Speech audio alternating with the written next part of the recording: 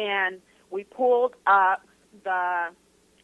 what was necessary to graduate from high school in the state of Illinois.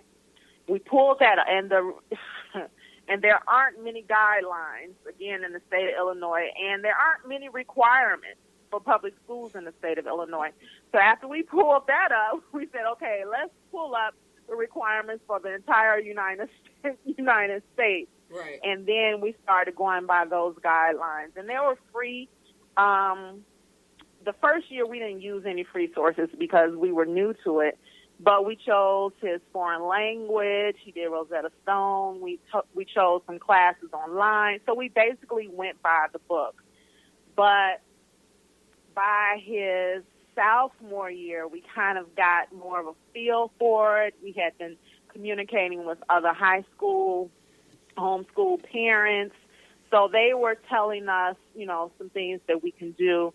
And many times by the time a student is in a sophomore in high school in their homeschool, they take classes at a local community college. But because our son was so young, because he had skipped 2 grades in elementary school, he couldn't do that.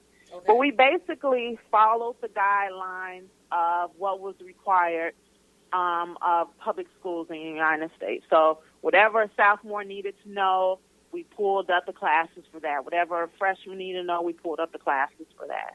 So did you find them on the internet? Is there like a homeschool internet network? When you say you pulled it up, where did you pull it from? There are. Now, some homeschool parents choose this K-12, K through 12. It's a program that's actually through the public school system, and they give you do they give you a computer? Actually, yes, they give you a computer. They give you your books. It's a public school. And you meet with the classes once or twice a week. But we didn't do that. We didn't do that because we wanted to, when it came to like his history classes and his English classes, we wanted to be more of a guide for that because we wanted to make sure that he was learning things that were important to him as a young black male, as a young black man. So we didn't go by the K through 12 program. Again, we just pulled up different classes that he needed. So, for instance, if he needed U.S. history, that's all they say. You need one credit of U.S. history. I don't remember what it was, but then we put the U.S. history program together. And again, because I taught GED and because I've taught Excellence, I knew how to put classes together. Okay. So it went like that. So you were able to research the material, put it together into a curriculum for him. Yes. What about the novice parent, the parent who can't do it? Would have their best bet then be maybe K-12, or are there networks? K-12 networks, there's so many options these days. There are so many resources out there these days. Like, for instance, my daughter, she's 4. The stuff that I had to buy for my son, who's 16 now, but when he was 4, I was buying Schoolhouse Rock. I was buying all these all this stuff is free now on YouTube. And Georgetown has classes. My son actually took classes with Georgetown. He took classes with MIT. It's so many schools that offer free classes right now. So I don't know if I answered that question. Yeah. But yeah, for a novice parent, you can choose K-12, K through 12. It's going to be, you're going to have more restrictions if you do that, but they do give you more of a guideline, and you do have actual teachers that you can verbally speak with. So if you're just starting out, start with the K-12 and just see how it goes for your family. Okay, great. So the advantages of homeschooling, it depends then on what program you choose. It sounds like what I'm hearing you say. So for you, you wanted a little more flexibility and control in what he was actually learning. Are there disadvantages? The disadvantages would be having other people to talk to. Okay, and that was going to be my next question. Like, what about the social aspect? The social aspect has to come from extracurricular activities. Okay. But it's interesting that we always think about, like, socializing when it comes to school. Mm-hmm. And people say, well, how do they talk to other students? In my head, I'm like, well, how does your child learn if they're sitting in a classroom of 30 students? So, right. I mean, it's when it comes to socializing and having friends, you have to find other resources. Where my son played soccer, okay. he actually took a science, like extra science class at a high school out here. We're in Gary now, but he was like, this is a complete waste of my time. We learned this in 5th grade. Can I end this now? So I said, okay, wow. You can do that. But you just have to find stuff for them to do, extracurricular activities. Yeah, and that makes sense. So your son is 16 and in college. Tell us what he's studying. He's in cybersecurity. He's a sophomore. Again, he skipped 2 grades when he was in elementary school. You should see the look on Fred's face. He's like, what? yeah, we're very proud of him. He skipped, what was that, like kindergarten and then 5th grade when he was in elementary school, when he was in a private school. So, and he went through high school in 3 years. So now he's a sophomore. And he is taking cybersecurity. He's at a community college right now, kind of wanted to, he's still young. And then he's looking to transfer into Purdue. Excellent. After he gets these credits. Now, what is your little one doing? She's 4. She's 4. She's in kindergarten. Yeah, she's in kindergarten doing her thing. So with her, both of them both of their homeschools had an emphasis on science and math. Okay. So both of them are really strong in science and math. So with her, we do Hooked on Phonics for reading. And the advantage of homeschool is that you can learn, really, really observe how your child learns. So Hooked on Phonics may be good for her, but she needed other stuff. So I learned from just observing her that she also needed to write while she's learning to read.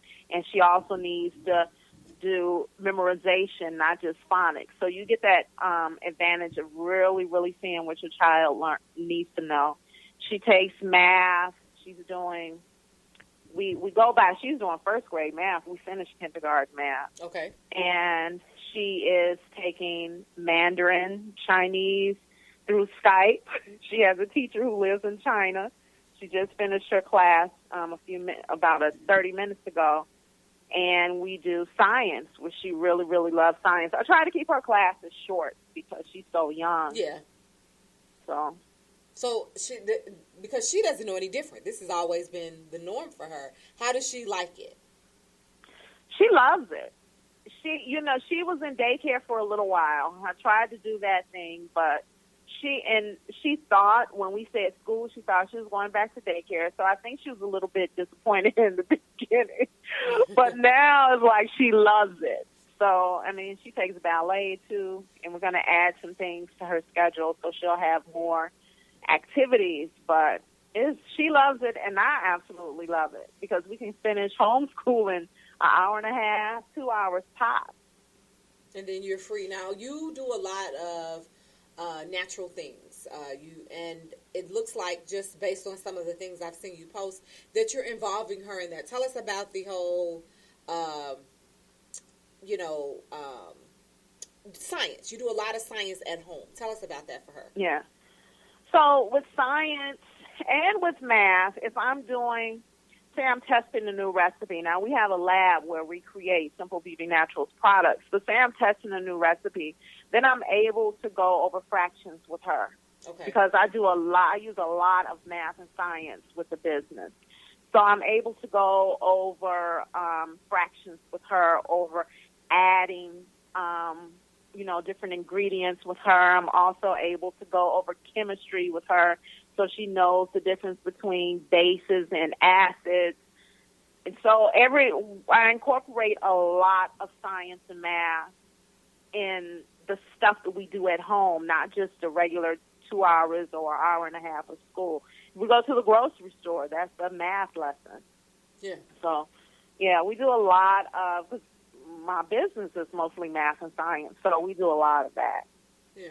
So tell the listeners, our new listeners, don't know you. Tell us about what you do. Simple Beauty Naturals with my lovely carrot soap that keeps my skin pretty. Yes, yes, it keeps it beautiful and glowing. Simple Beauty Naturals is an all-natural skincare and cosmetic company. All of our products are plant-based and unscented and designed for people with sensitive to normal skin. So our products are made out of fruit and vegetables, like Tasha just said, her carrot soap. So it's made out of carrots. It's another thing she knows the reaction the different vegetables and different fruits are going to have with oils when you add them because of the acidity Right. or the base of them. So all of our products are made with fruit and vegetables, and we take care of the skin holistically. It's about not just about what you put on your skin, but the amount of water you're drinking, what you're eating. So it's a holistic skincare and cosmetic company. You can find us at simplebeautynaturals.com. Yes. Are there many African Americans who are choosing to homeschool? I've read articles that say that we are the fastest growing, or one of the fastest growing groups of homeschoolers, and I can see why. Our schools are closing in our communities. The job scene is changing. So if you have a job, you can actually teach your child after work. Get some rest, teach your child after work. So the job scene is changing, and I think we are a growing population. There are a lot of Black homeschool groups. We were a part of one for a very short time, and it didn't fit our needs. But yeah, it's a growing amount of Black homeschoolers. Wow. And for me, that's what I want to do. I mean, I ain't got no kids, but should they arrive, that's kind of my plan. And I teased you and some other educators I know. I'm like, okay, so you're going to hit the science and math. All people who went to Lindblom, actually. It's like you're going to hit, Rob's going to hit history. And Keisha, well, I can do English, but Keisha's going to do something. I can't remember. But it was great having you on the show to talk about that. It's a very fascinating subject. This won't be the last time we'll discuss it, because I'd like to, hear from others and maybe have a discussion about, best practices. For people, on the show, we like to do a lot of things. We're fun, but we want to make sure that we're educating people in all areas of life. And can I say one thing? Like, if you do homeschool, you have to keep track of every single thing that you do. Okay. Because, like, when my son went to college, we had to have those transcripts. You are a school. It's a real school. It's known as a private school if you're in the state of Illinois. I think it's a private school if you're in the state of Indiana, too. So you really have to keep track of everything that you do. Mm-hmm. You have to keep track of all their papers.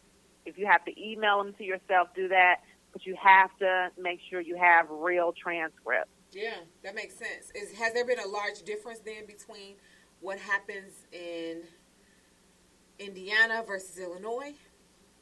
I'm not sure.